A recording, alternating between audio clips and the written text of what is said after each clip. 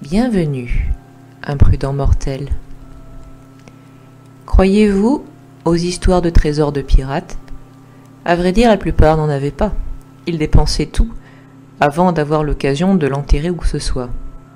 Pourtant, un pirate français, Olivier Labuse, en aurait eu un, et il dévoila comment l'atteindre dans des circonstances dramatiques pour lui. Alors approchez-vous du feu, écoutez l'histoire cruelle du trésor de Labuse.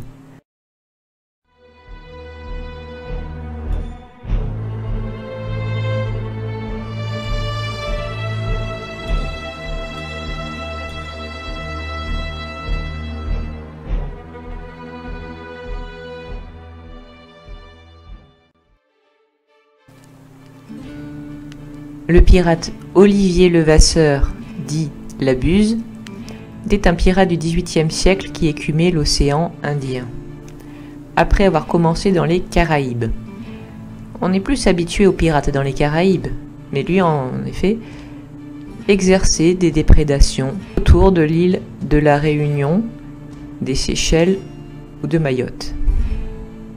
Après plusieurs années, attaquer des bateaux appartenant notamment à la marine portugaise, Labuse fut pris en 1729. On le conduisit à Saint-Denis, sur l'île Bourbon, actuelle île de la Réunion. Il y fut condamné à être pendu le 7 juillet 1730. On raconte déjà que Labuse aurait dit à ses gardiens, à l'issue du procès et en traversant un pont qui enjambait une rivière du nom de la Ravine à Malheur, il aurait confié ceci: « Avec ce que j'ai caché ici, je pourrais acheter toute l'île. » Mais ce n'est pas tout. Une fois sur l'échafaud et la corde au cou, Labuse aurait jeté un papier dans la foule et crié « Mon trésor, à qui saura le prendre ?» Un cryptogramme, c'est-à-dire un message secret, était écrit sur le dit papier et personne ne sut le lire, du moins à l'époque. Au début du XXe siècle, le cryptogramme de Labuse ressurgit.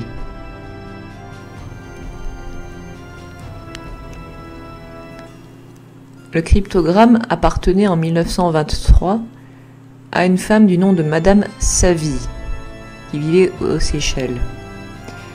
Le cryptogramme était déjà connu avant, mais ce n'est qu'en 1923 qu'on chercha un décryptage et aussi le trésor. Elle confia le cryptogramme à l'auteur Charles Bourrel de la Roncière. Ce dernier fit un décryptage qui aujourd'hui fait polémique, mais qui pourrait donner ceci: un bon verre dans l'hôtel de l'évêque d'An, le siège du diable fera de 6 degrés, fit minute 2 fois pour celui qui découvrira, juillet 1730. On fit des recherches sur plusieurs îles, notamment les Seychelles, la Réunion ou les Mascareignes, mais rien n'a encore été trouvé jusqu'à aujourd'hui. Quant à ce que veut dire exactement le texte, ça personne ne pourrait le dire aussi. D'ailleurs, selon certaines hypothèses, Labuse n'aurait pas voulu confier son trésor à qui saurait le prendre, mais à qui saurait comprendre son cryptogramme. Certes, il n'avait pas eu le temps de déterrer ses trésors, il n'avait plus rien à perdre, expliquant son geste d'abandonner le cryptogramme. S'il l'a bien fait, car selon certains, c'est une légende orale. Quant au cryptogramme, où est-il, me direz-vous? Eh bien, il serait aux mains de particuliers. Sa reproduction circule, mais nous ne savons pas vraiment d'où elle vient. Aujourd'hui encore, les chercheurs de trésors émettent des hypothèses et recherchent le trésor de Labuse dans les îles que j'ai citées, mais n'ont encore rien trouvé. Cette histoire a dû vous sembler quelque peu familière si, comme moi, vous appréciez la littérature britannique et notamment un de mes auteurs préférés, Edgar Allan Poe. La phrase « un bon verre, l'hôtel de l'évêque, le siège du diable, etc. » m'ont rappelé quelque chose. Dans la nouvelle « Le scarabée d'or ». C'est sur l'île Sullivan, en Caroline du Sud, qu'un certain William le Grand trouve le scarabée d'or du titre et le ramasse à l'aide d'un vieux papier qui se révèle être tout simplement la carte trésor.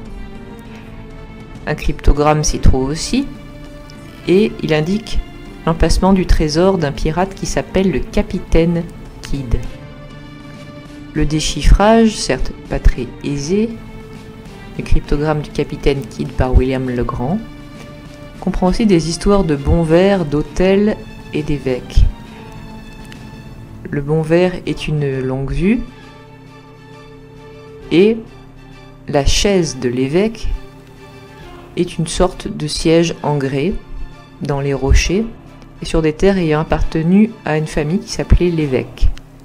En regardant dans une longue vue depuis cet emplacement, William le Grand aperçoit le lieu où est enterré le trésor du capitaine Kidd, qu'il va effectivement trouver. Edgar Allan Poe avait changé les lieux et les noms, mais à part ça, c'est à peu près la même chose avec la découverte d'un cryptogramme et les mêmes phrases.